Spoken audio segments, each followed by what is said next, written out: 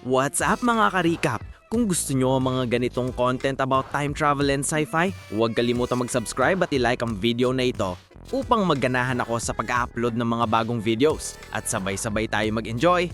Halika, simulan na natin! Ngayon ay ipapakita ko sa inyo ang isang drama fantasy na pelikula mula noong 2018 na may pamagat na Be With You. May mga spoiler sa susunod. Mag-ingat at alalahanin ninyo ito. Sa pagitan ng langit at lupa, may isang lugar na tinatawag na Cloudland kung saan nananatili ang mga tao hanggang sa sila ay makalimutan bago tuluyang pumunta sa langit.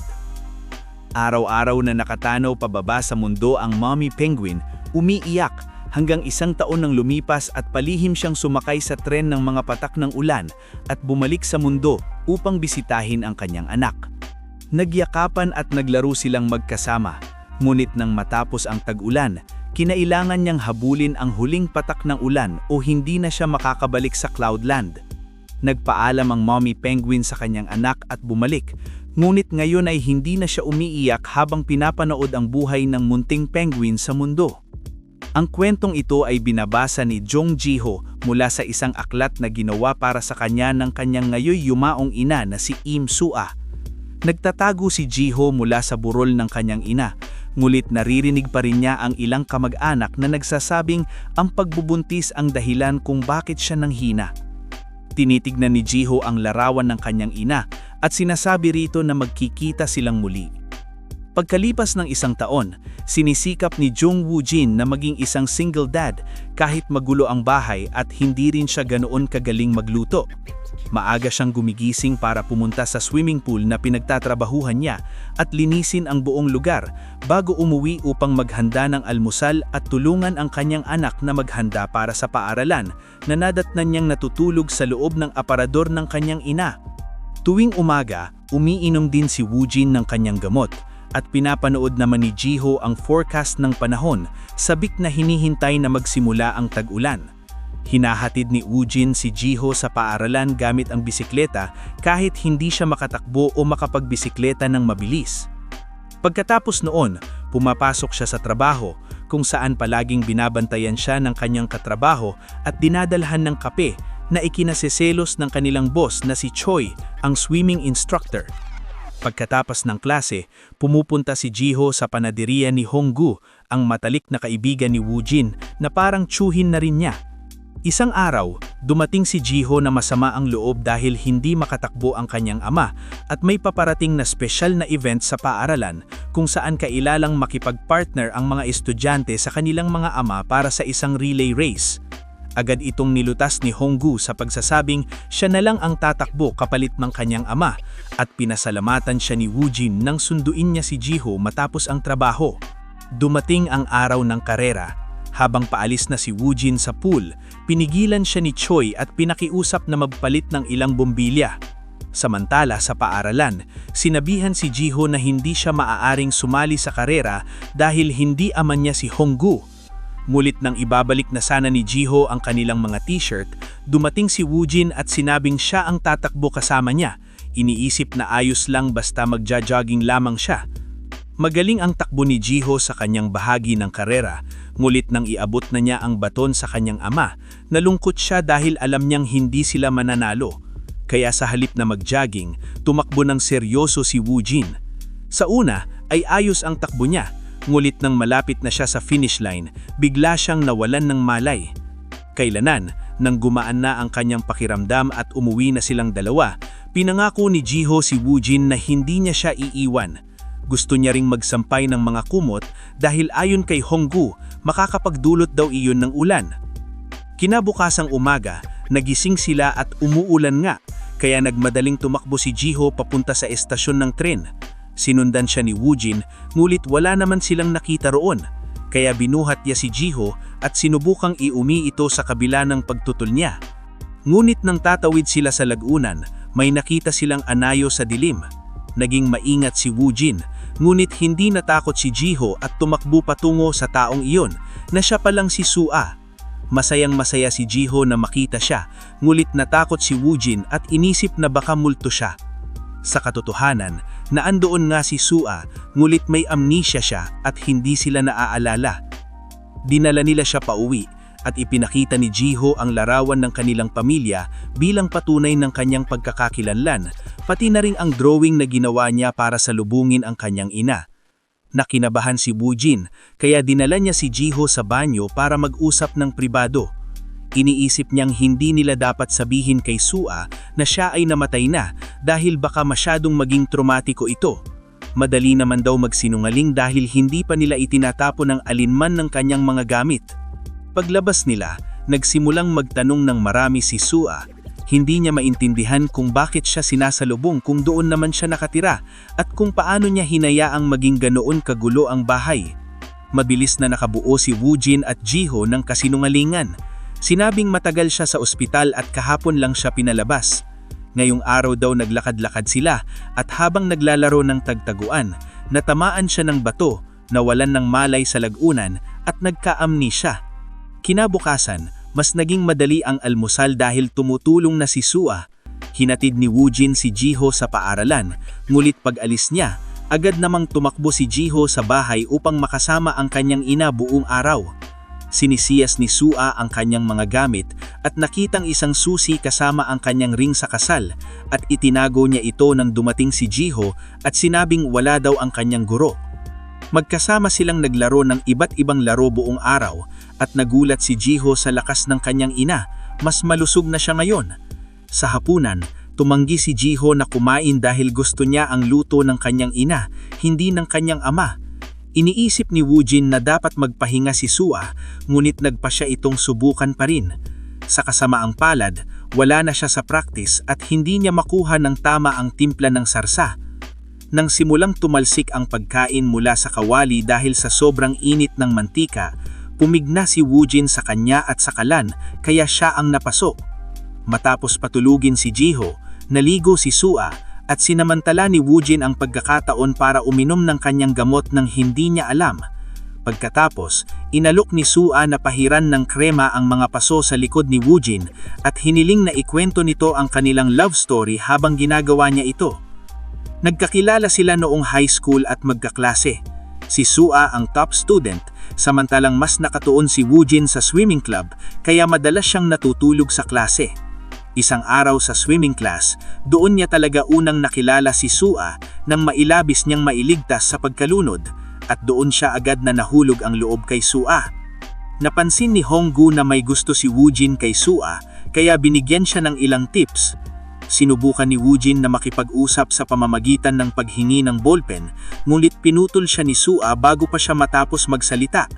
Kailanan, sa dance class, napansin ng guro na mahina sumayaw si Woojin kaya ipinaris siya kay Sua na hindi rin ganoon kagaling. Dahil sa sobrang pagka-distract ni Woojin sa lapit nila, naapakan niya ang paa ni Sua at nang yumuko siya para linisin iyon, aksidente niyang nabangga ang ulo niya ng ilong. Nagdugo si Sua at umalis ng gym na masama ang loob. Hindi na sila muling nag-usap hanggang sa huling araw ng klase nang hiniling ni Sua kay Honggu na pirmahan ang kanyang yearbook. Dahil naandoon si Woojin, sinabi ni Sua na maaari rin siyang pumirma kung gusto niya. Pumirma nga si Woojin at nang kunin ni Sua ang kanyang yearbook, aksidente niyang nadala ang ballpen ni Woojin na ipinapakita niya sa kanya ngayong taon. Pagkatapos noon, nag-aral si Woojin sa isang malapit na kolehiyo para sa swimming at lumipat naman si Sua sa Seoul para mag-aral sa university doon. Sinubukan ni Woojin na tawagan siya noong unang summer break nila, ngunit sa tuwing sasagot si Sua, nakikinaban siya at agad na ibinababa ang tawag. Pagkatapos nito, tinawag siya ng militar, kaya sa loob ng 2 taon ay hindi niya siya makokontakta. Nang makabalik siya, sinubukan niyang tumawag muli, at sa pagkakataong ito, sinigurado ni Honggu na hindi na siya makakababa ng tawag. Sa halip na maoyos na yayain si Sua, sinabing kailangan niya lang mabawi ang kanyang ballpen, kaya nagkasundo silang magkita sa harap ng kanilang dating paaralan. Nang muli nilang makita ang isa't isa, parehong awkward ang kilos nila. Ibinigay ni Sua ang ballpen at agad na umalis. Nang makita siyang papalayo, doon na nagkalakas loob si Woojin na yayain siya at nauwi sila sa hapunan. Naging awkward din ang usap sa umpisa, ngulit kailanan ay nakahanap sila ng pagkakapareho at naging maayos ang gabi.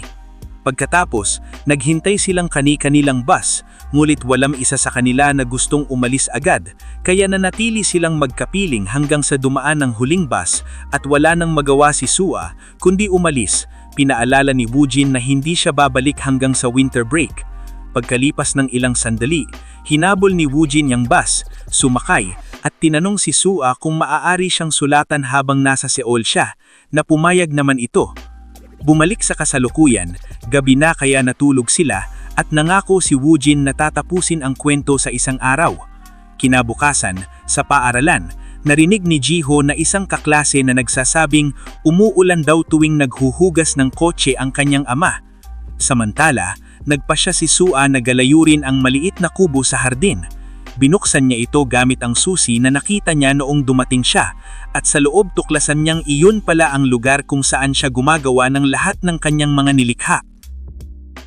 Pagkatapos ng trabaho, pumunta si Woojin kay Honggu na tumawag sa kanya at sinabing may mahalagang sasabihin.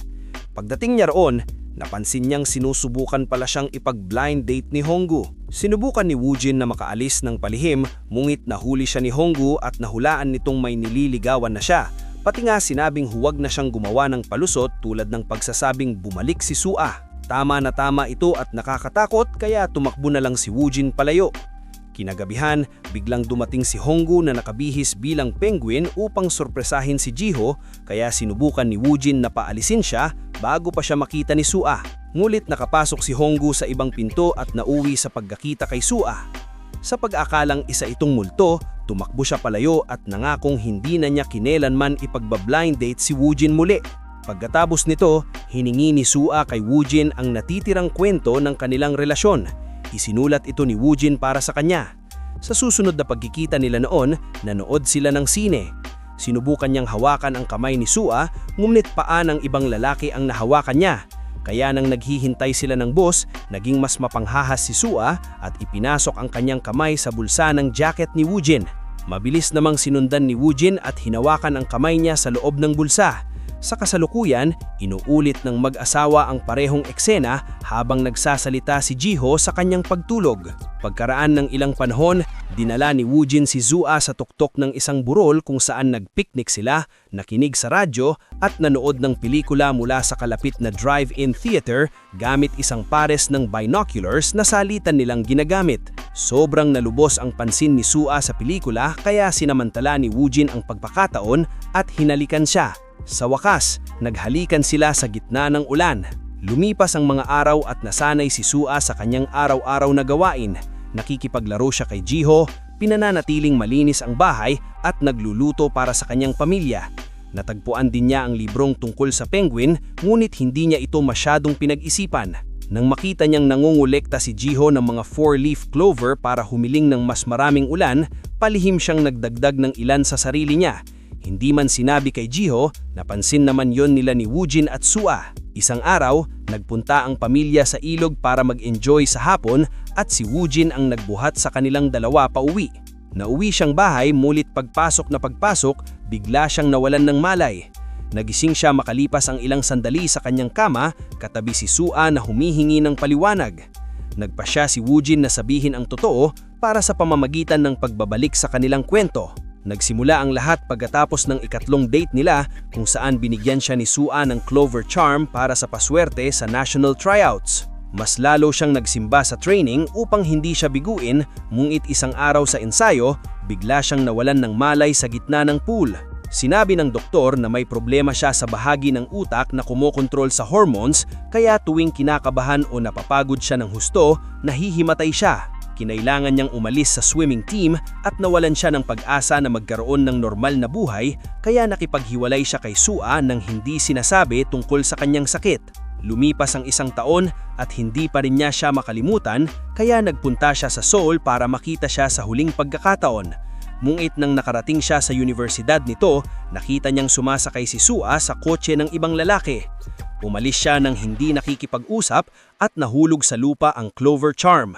Hindi na niya muling sinubukang kontakin si Sua, ngunit makalipas ang ilang buwan, nakatanggap siya ng tawag kaya pumunta siya sa istasyon ng tren at sinalubong si Sua ng mahigpit na yakap habang sinasabi nitong itinadhana silang dalawa para sa isa't isa.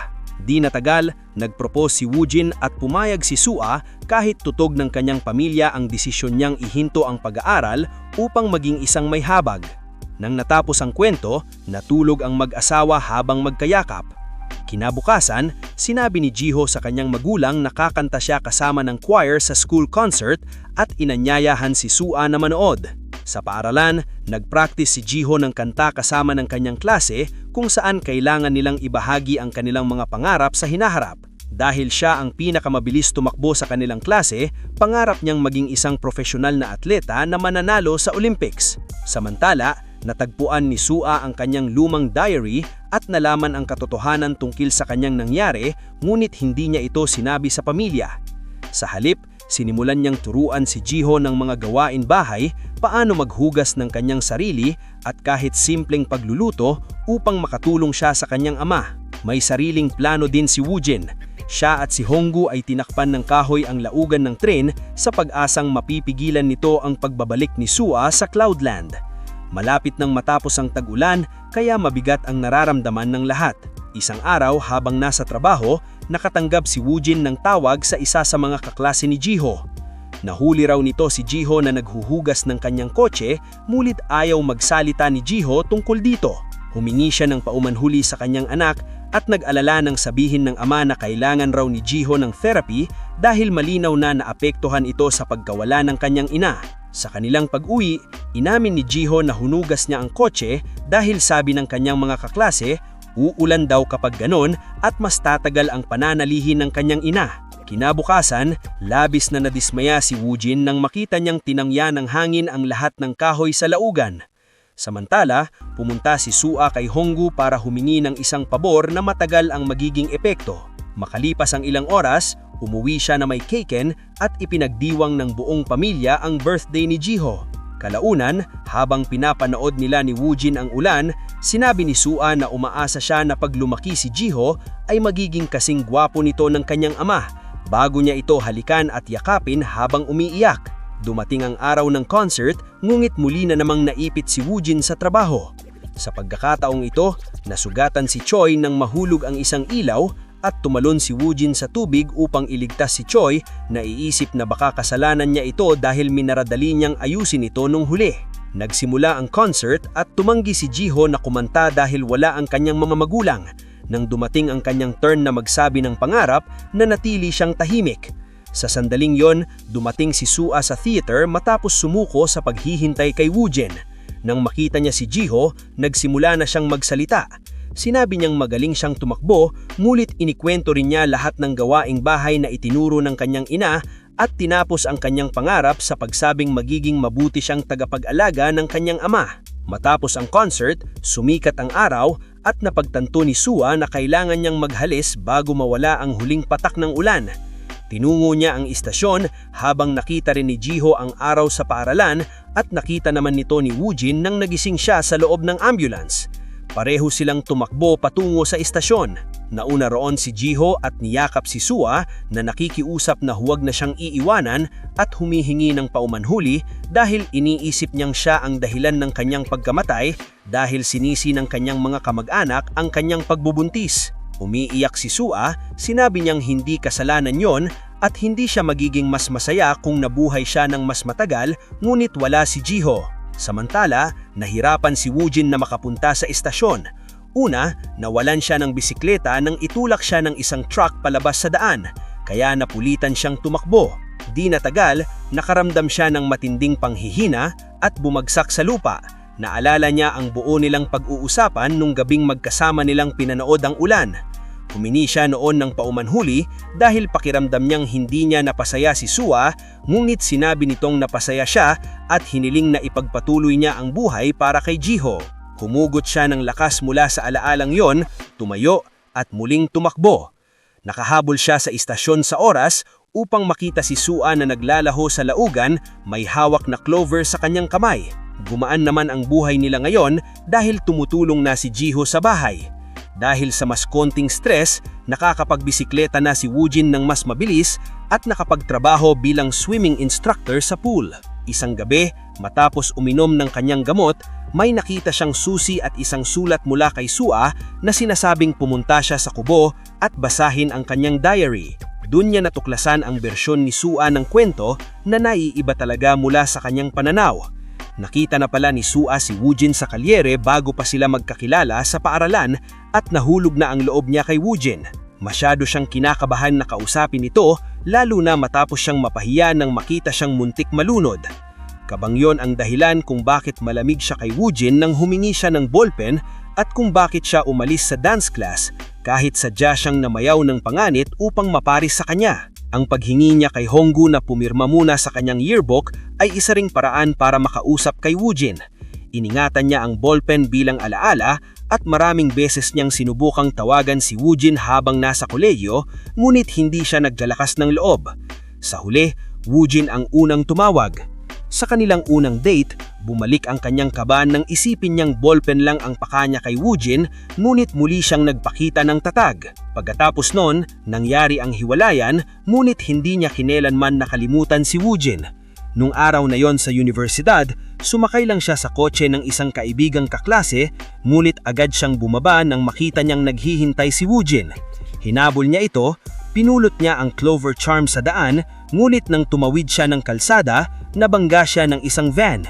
Nawalan siya ng malay at nang magising, natagpuan niya ang sarili sa laugan. Lumundag siyang 8 taon sa hinaharap. Wala siyang alaala sa kanilang buong buhay na magkasama, ngunit nagawa niyang umibig muli kay Woojin at minahal lahat ng sandaling magkasama sila. Nang bumalik siya sa laugan, bumalik siya sa nakaraan at nagising sa ospital matapos ng 6 na linggong koma. Natakot siya sa hinaharap na nakita niya.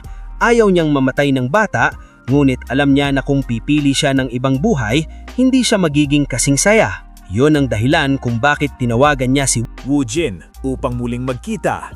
At sa araw na iyon sa istasyon, makalipas ang 10 taon, inilagay ni Woojin ang diary sa isang kahon bilang regalo kay Jiho sa kanyang kaarawan.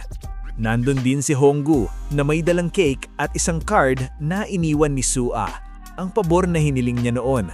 Nag-iwan siya ng card para sa bawat kaarawan hanggang sa ika-20 na siyang ngayon. Lalabas si Jiho para sa isang date, ngulit nangako siya kay Woojin na hindi siya gagabihin upang makapagluto siya ng hapunan para sa kanyang ama. Huwag kalimutang mag-subscribe at i-on ang notifications upang makapanood pa ng mas maraming ganitong video.